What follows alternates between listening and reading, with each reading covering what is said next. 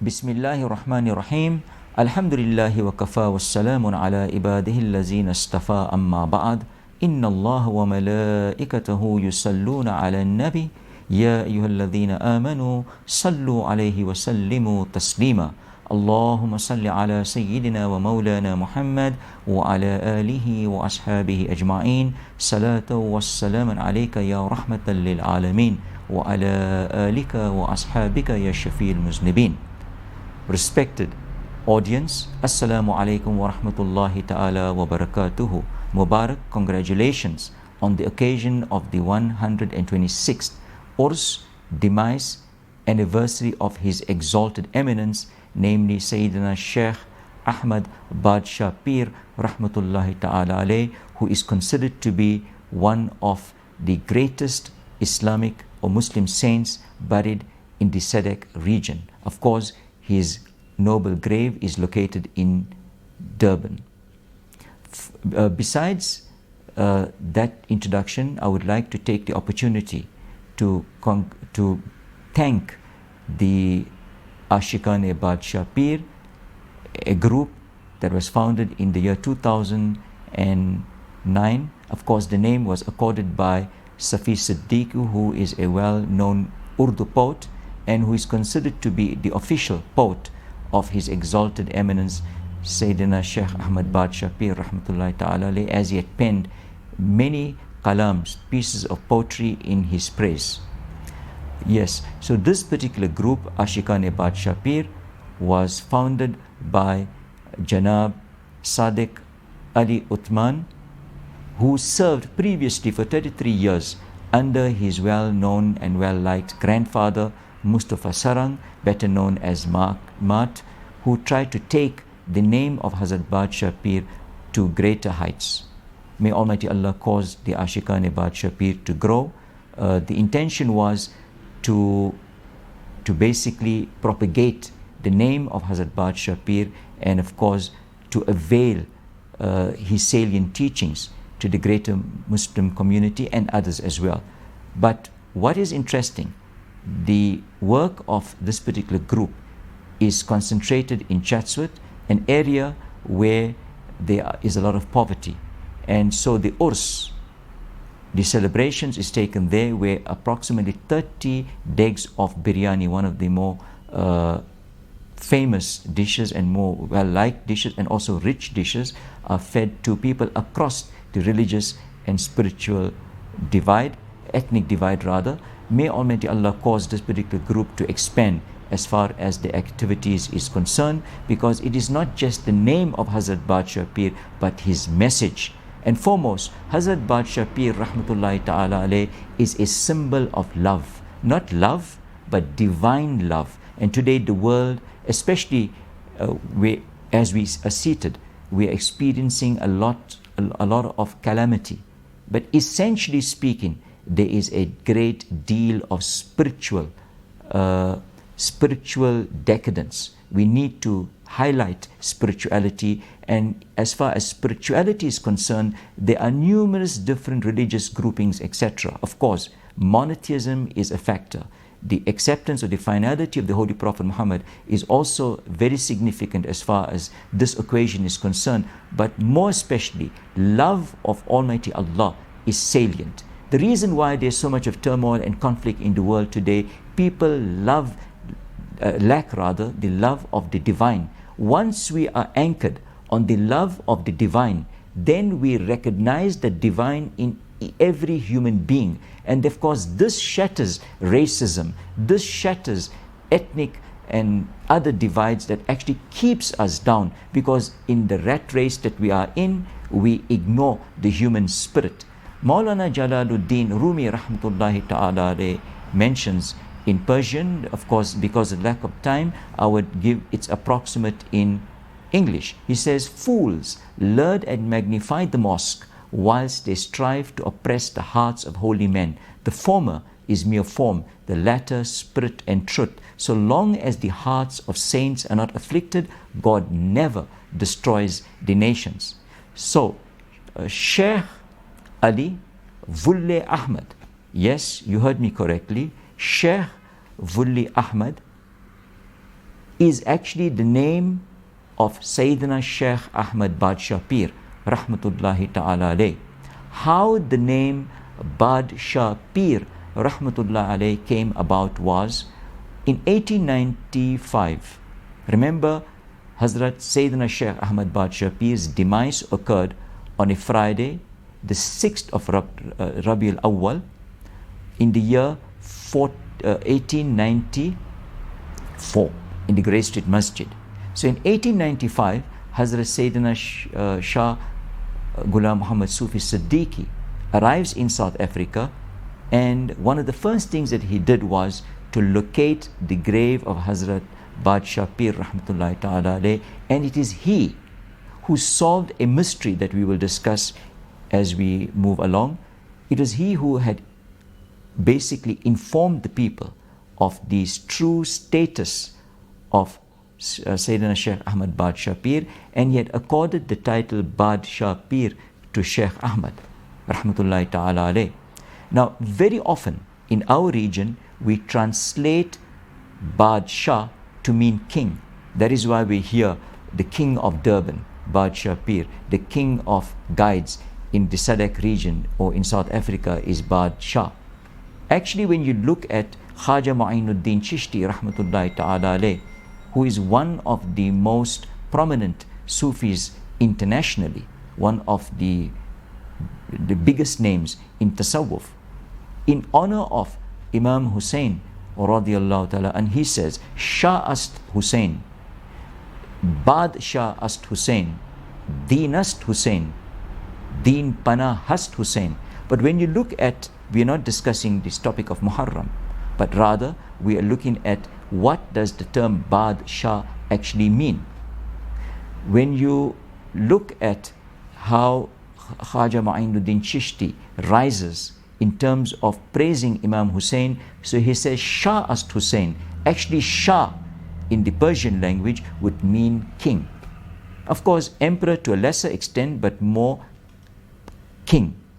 Shah ast Hussein, Badshah ast Hussein, because he had just realized that no, Hussein is not just a king, Hussein is an emperor.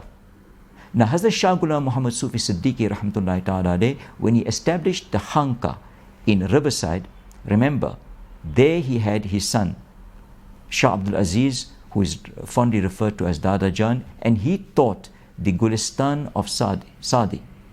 The Gulistan of Saadi is a book which ulama actually study, especially in the previous years before approaching the Dars-e-Nizamiya course. So one of the students of that particular institution, Riverside, as far as the Gulistan of Saadi is concerned, was South Africa's most learned scholar, Maulana Abdul Qadir, who learned the Gulistan from Hazrat Dada Jan. So what I'm trying to say is that Hazrat Shah Ghulam Muhammad Sufi Siddiqui obviously understood what the term Badshah meant. Badshah does not mean king, it means emperor. Now you must remember that Hazrat Shah Sayyid Badshah Pir rahmatullahi ta'ala alayh arrived in South Africa in the year 1860. But even before that, in the early 1600s, in the Cape, Sheikh Twanguru, Sheikh Abdul Salam, Sheikh Yusuf, these were great spiritual luminaries who had come. But there must have been something that attracted Hazrat Shah Ghulam Muhammad Sufi Siddiqui rahmatullahi ta'ala alayh to the personality of Hazrat Sheikh Ahmad, that he actually referred to him and had conferred the title Badshah, meaning the emperor among the guides. Before we go into what Shah Ghulam Muhammad Sufi Siddiqui rahmatullahi ta'ala alayh saw in the personality of Sayyidina Sheikh Ahmad, that he had conferred the title Badshah Pir, Emperor of Guides, to Sheikh Ahmad, is the following. That we all know that there are grades among the Sufiya, rather there are types of Sufiya Kiram.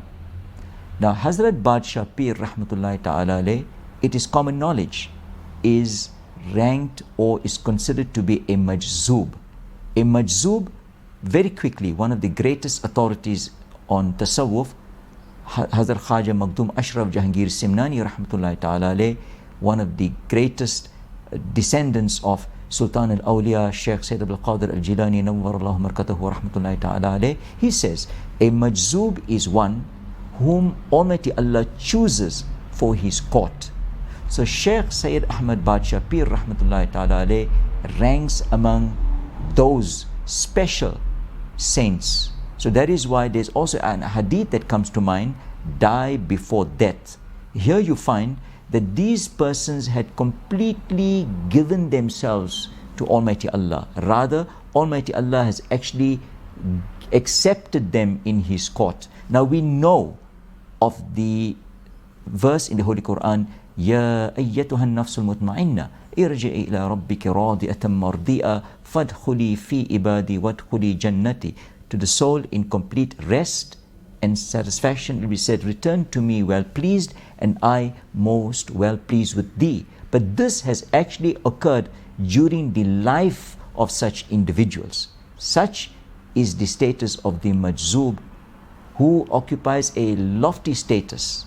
In other words, from a point of ilm, knowledge, it is the salik, the Sufi that actually marries, the Sufi that is on the path of Qasdus Sabil ila al-Mawla al-Jalil, the path of Sirat al-Mustaqim, who uses the Sharia and he reaches Almighty Allah Azza wa Jal.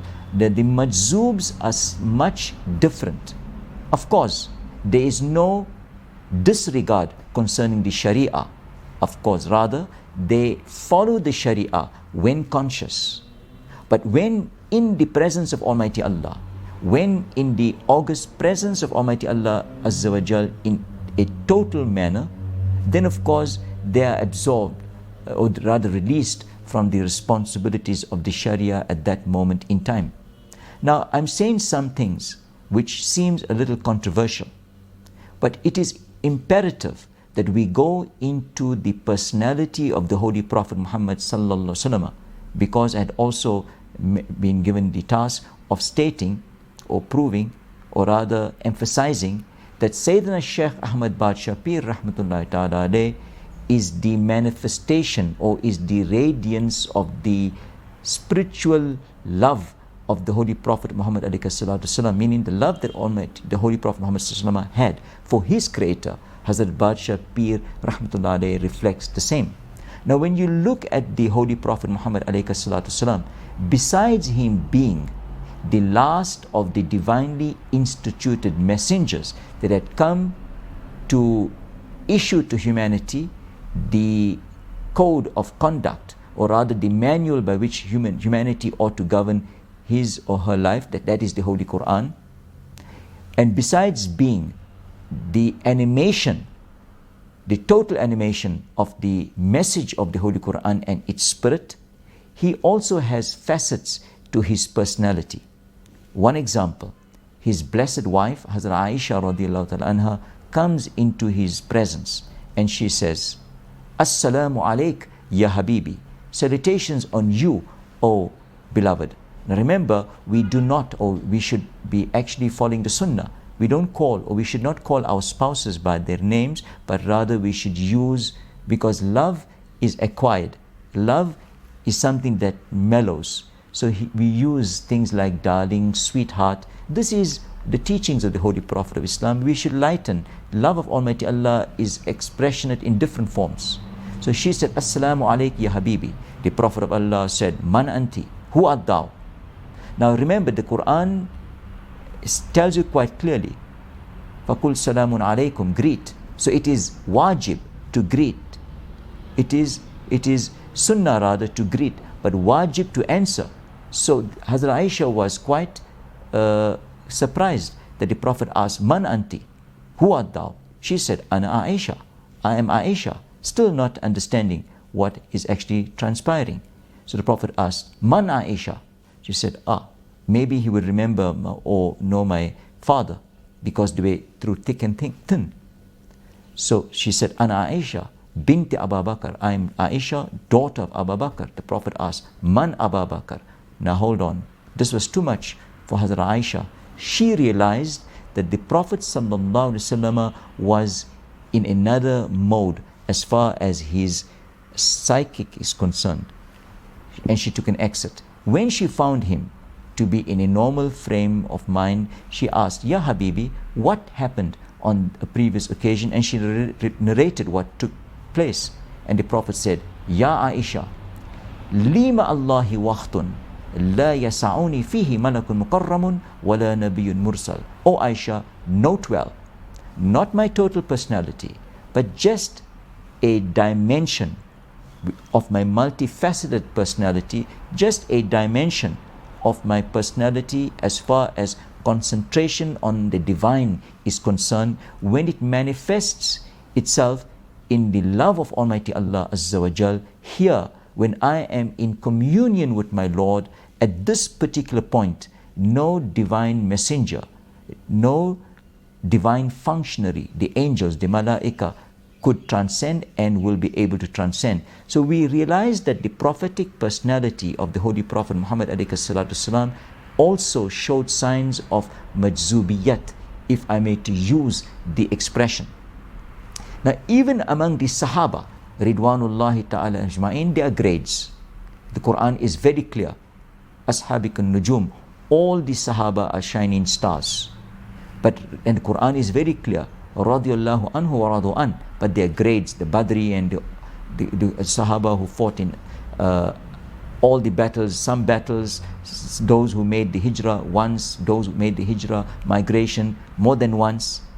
So among the Sahaba, it is important as far as the personality of Hazrat Badshah Pir Rahmatullahi Ta'ala is concerned, to recall or to rehearse the name of Mus'ab bin Umair.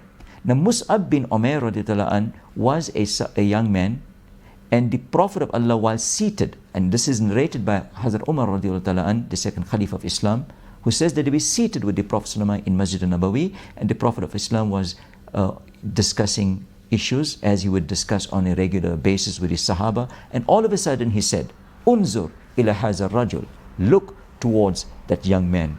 And when they looked, they sighted a young man, Mus'ab bin Umair, who was clad with a mere piece of animal skin from the navel to the knees. Now, you know, according to Islamic law and Islamic requirements, that this is the basic minimum as far as what is required in terms of the Sharia to cover oneself.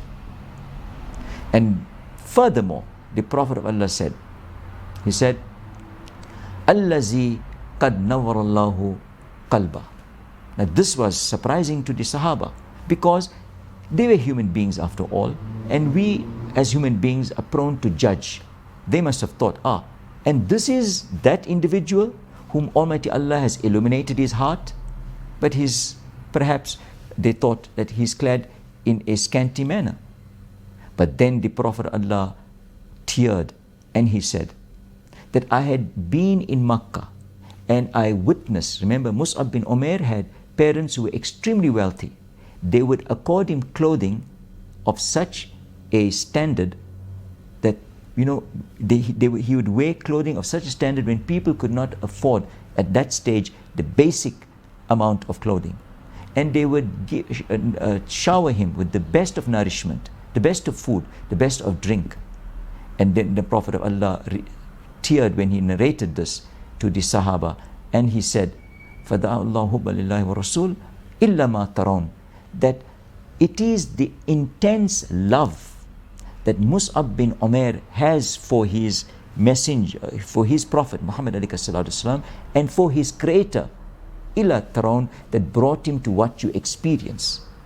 Meaning that he was absorbed in the love of Almighty Allah Azza wa Jal, that he was unconscious concerning his environment. Such is the nature of Hazrat Badshah Pir Rahmatullahi Ta'ala alayh.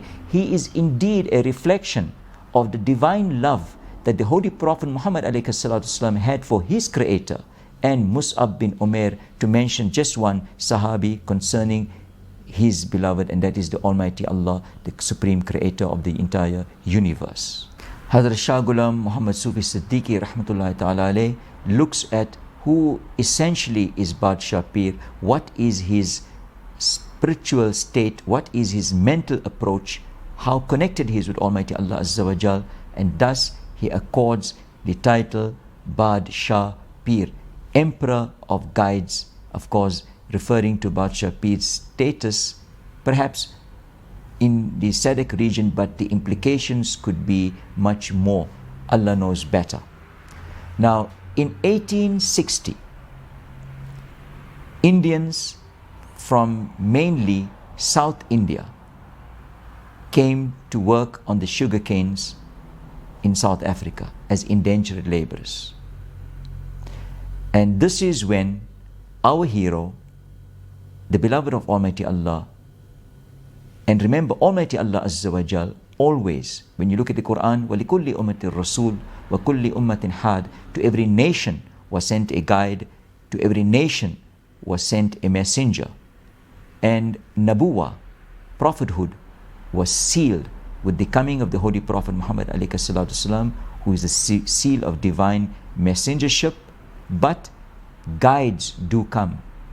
People who have special traits, who are absolutely dedicated to the love of Almighty Allah Azza wa Jal, and this dedication and love of the Creator causes them to basically administer khair, good, to the creation.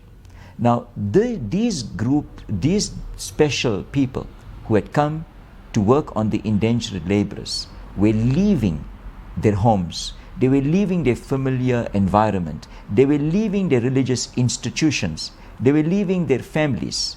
And to work in an area thousands of kilometers away from your family, your environment, was not an easy thing. And among these Indian laborers, there were a large number of Muslims too, who had come to an area.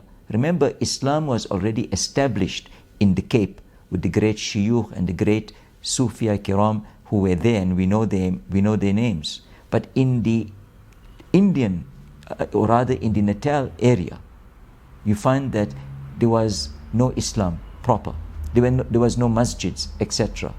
And so these indentured laborers labored under hard conditions.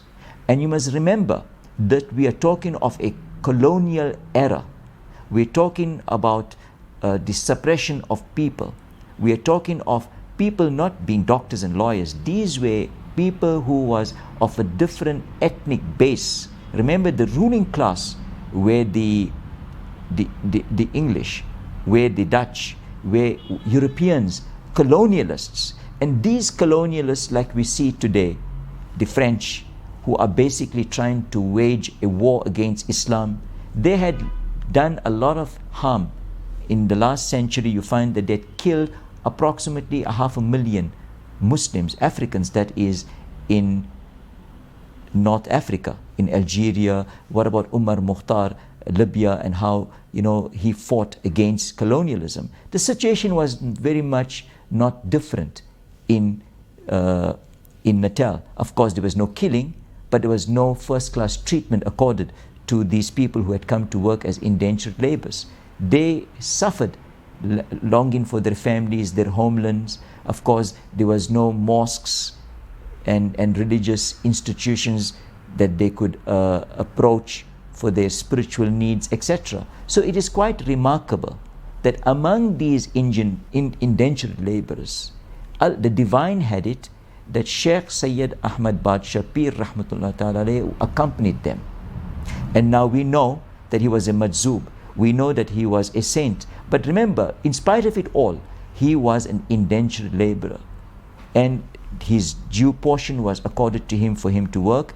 And it goes, according to history, that he, instead of working, very often, of course he would work at times, but very often he would be seated at a point in deep communion of his Lord. But the mysterious thing is that the axe, for example, if they were to chop sugarcane, would continue doing its task without any hand attached to the handle, meaning it was divinely propelled. So ultimately this was noticed, and it was noticed quite often, and it is recorded that he, from the farm of Edwin Mowat, one of the pioneers of the sugarcane industry in South Africa, he was honorably released.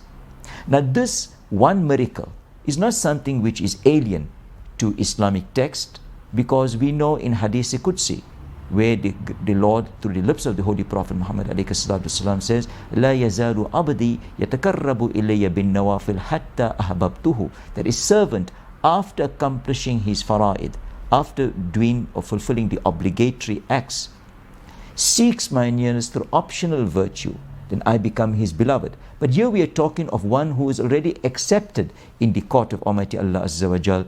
So you find that Hazrat Badshah Pir Rahmatullahi Ta'ala alayh is now released from his responsibilities. Remember, he's got no family, he's got no home. By then, you'd find that a second group of Indians from the Indo-Pak subcontinent, mainly traders, had settled in the CBD as traders, and a small structure, which is now, of course, the Grey Street Masjid, the largest mosque in the Southern Hemisphere, that in its humble form existed. So Sayyidina Shaykh Ahmad Badshah Pir Rahmatullah Ta'ala alayh, using this as a base, would ad hoc travel far and wide. Remember, he was a majzoob, absolutely miraculous.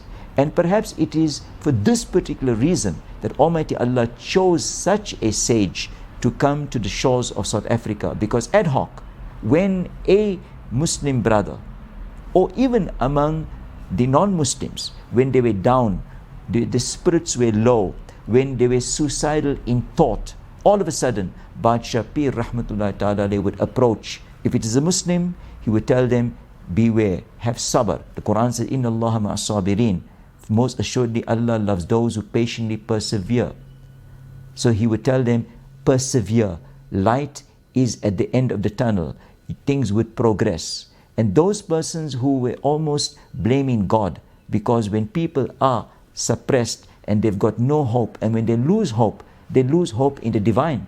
So Hazrat Badshah Pir Rahmatullah Ta'ala's ability to travel, it was very miraculous, was there. It is apparent Allah had sent him here for a particular purpose, and he was that strong support. And you know what we are talking about?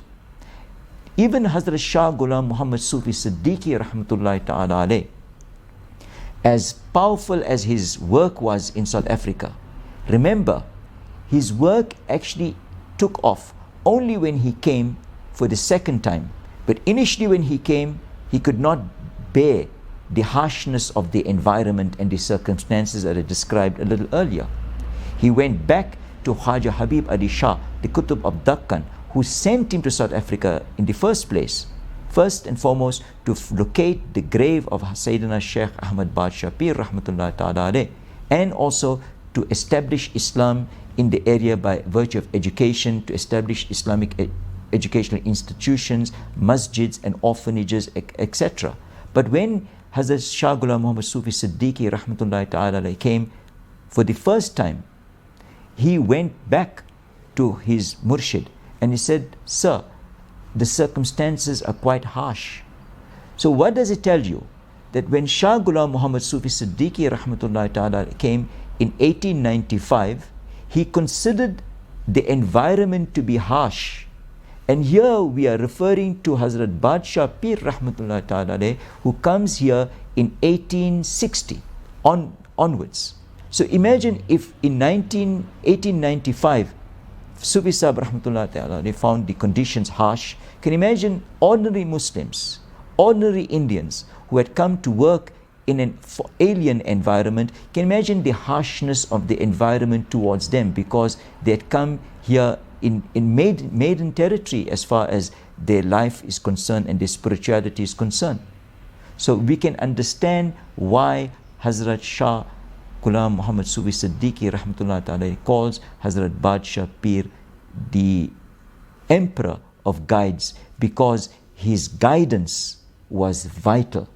His guidance to the Muslims basically concentrated on their maintenance of faith, their maintenance of their humanity, their maintenance of their life. He was basically a symbol of hope besides being a symbol of love. We realize that Sayyidina Shaykh Ahmad Badshapir rahmatullahi ta'ala alayh is very much the foundation of Islam in Natal and to a very great extent in South Africa. Sayyidina Shaykh Ahmad Badshapir rahmatullahi ta'ala alayh being a majzoob, of course we understand that a majzoob is somewhat restricted. He hasn't much time because very often he is absorbed in deep communion with his Lord. So whenever Sayyidina Shaykh Ahmad Badshapir rahmatullahi ta'ala alayh was in his normal frame of mind, of course, and if he was positioned in where you'd expect him to be, he would be in the Jamia Masjid, the Grey Street Mosque, and with small groups of people he would discuss the deen, the Sharia. Now, for him to be a great Sufi of Islam, one must understand that knowledge of Islam is vital. So by no means was Sayyidina Shaykh Ahmad Badshapir an ignorant, because we have people who misrepresent tasawwuf, which is the cream of Islamic guidance.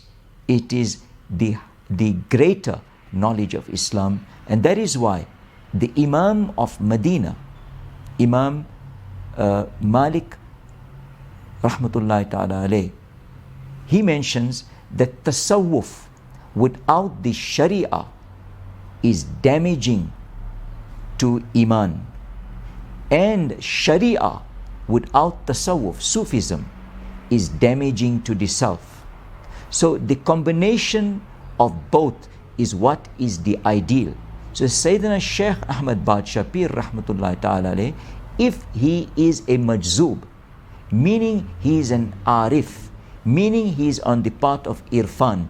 Irfan means to recognize. To recognize who? To recognize the Creator. So that is why the Sufiyai Kiram, they are even above the mundane. They are not just restricted to Muslims as far as their service is concerned. Their service encompasses the creation of Almighty Allah Azza wa Jal.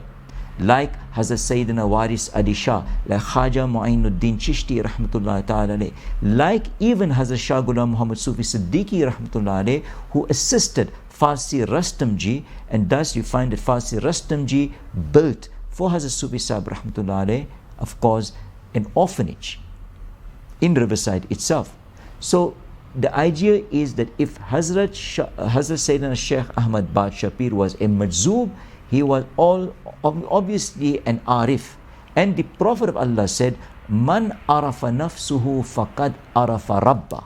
Whomsoever recognized his purpose, recognized himself, recognized his position in the cosmic realm, this particular individual recognized Almighty Allah, recognized the divine. So Sayyidina Shaykh Ahmad Badshapir, when in a normal frame of mind, obviously endowed with knowledge of the Sharia, he would accord that knowledge, which is very deep of course, and he would, according to the capacity of the awam, the masses, relate to their educational level, which was basically elementary. It does not mean that his knowledge of religion was elementary. Of course, if he recognizes Almighty Allah, he recognizes the ultimate. That is why you find that Sayyid al-Ta'ifa, Junaid al-Baghdadi rahmatullahi ta'ala alayhi, mentions that a Sufi, an Arif, ought to have certain qualities: sound knowledge of the deen, and true experience of the divine, and penetrating insight. So this is really, in a nutshell, the words that describes Sayyidina Shaykh Ahmad Badshapir rahmatullahi ta'ala alayh. Now obviously, being a majzoob, being a special type of a Sufi, being in the presence of Almighty Allah, in the jazb of Almighty Allah Azza wa Jal, almost everything that he does is a miracle. Almost everything that Hazrat Sayyidina Shaykh Ahmad Badshapir states is basically a miracle. And you find that there were certain miracles that we are well aware of, like, going to escort before and reaching Escort before those persons who were on the train reach Escort. And remember, he was discarded from the train. So it was a miracle.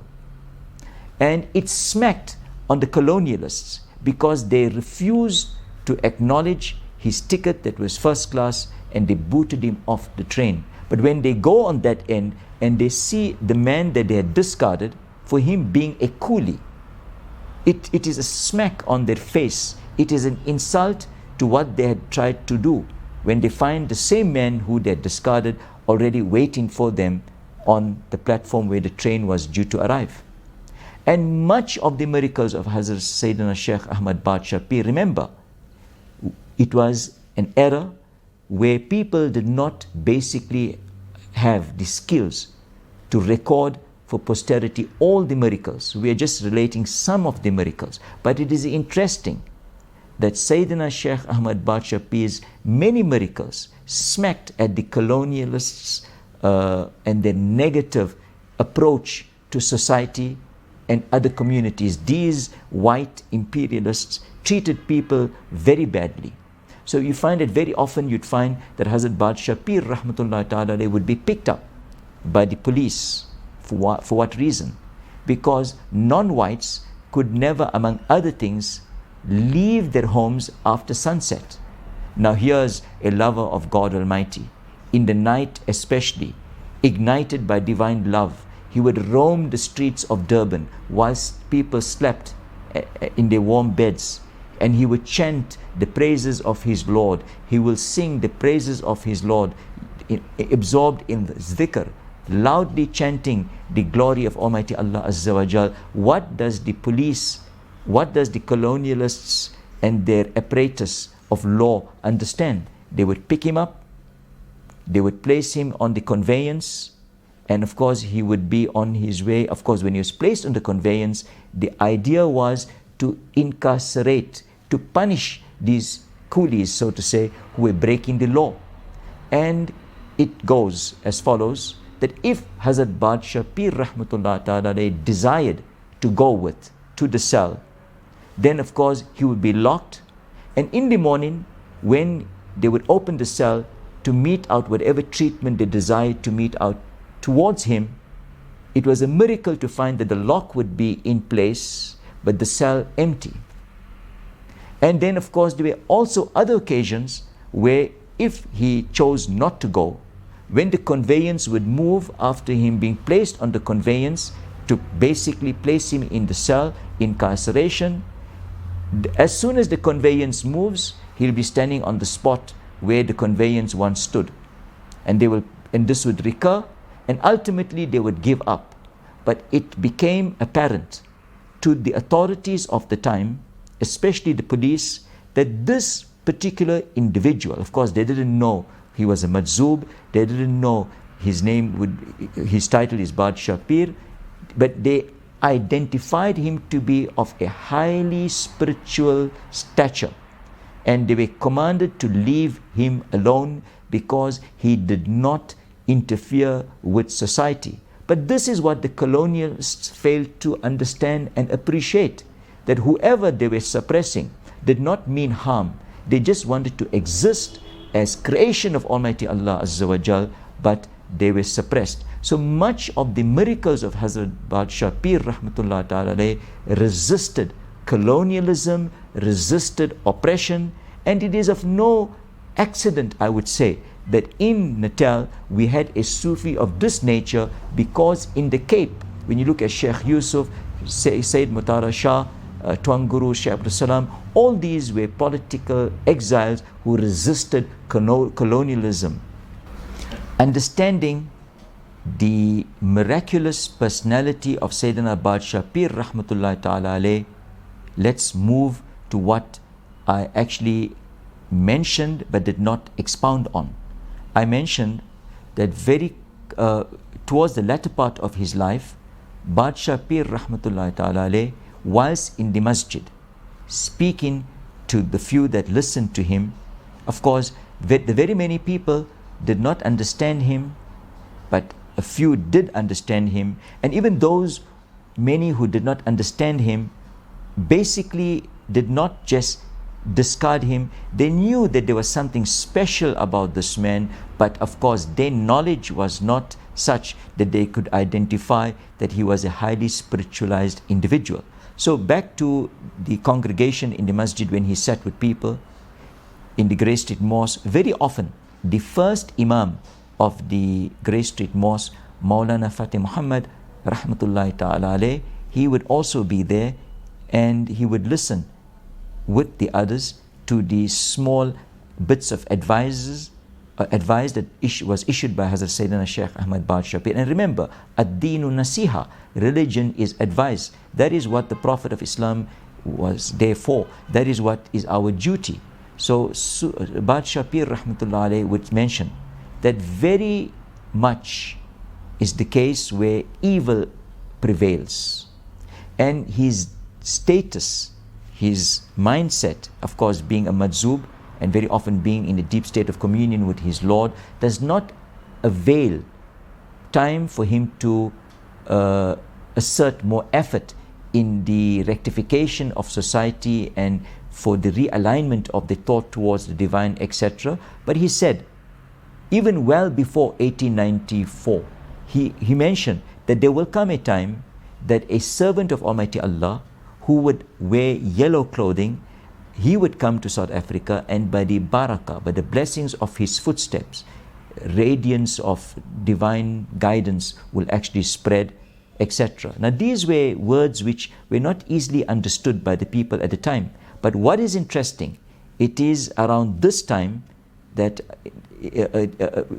Shah Ghulam Muhammad Sufi Siddiqui in Ibrahim Patan, as an imam, as a teacher who was teaching, and one day whilst discussing the Hajj, in a vision cites a clear image of the Kaaba, or cites the Kaaba without any veil, and he's yearning for Hajj. He goes for the pilgrimage, and he takes his aged mother, and he's very special in terms of his treatment towards his mother, and she makes dua for his elevation. And when he returns, he's greatly in a spiritual turmoil, so to say. He's yearning for something of the higher, and you find that he's seeking a murshid.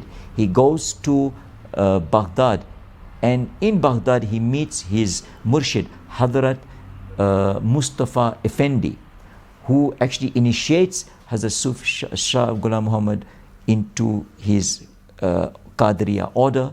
He makes Mujahida under Mustafa Effendi. After 6 months, when Mustafa Effendi realizes that his new fight, his murid, has reached the desired heights, and he calls him Ya Sufi, meaning one who has purified the soul. Actually, Sayyid al-Ta'ifa Junaid al-Baghdadi says, a Sufi, man labisa sufa ala safa.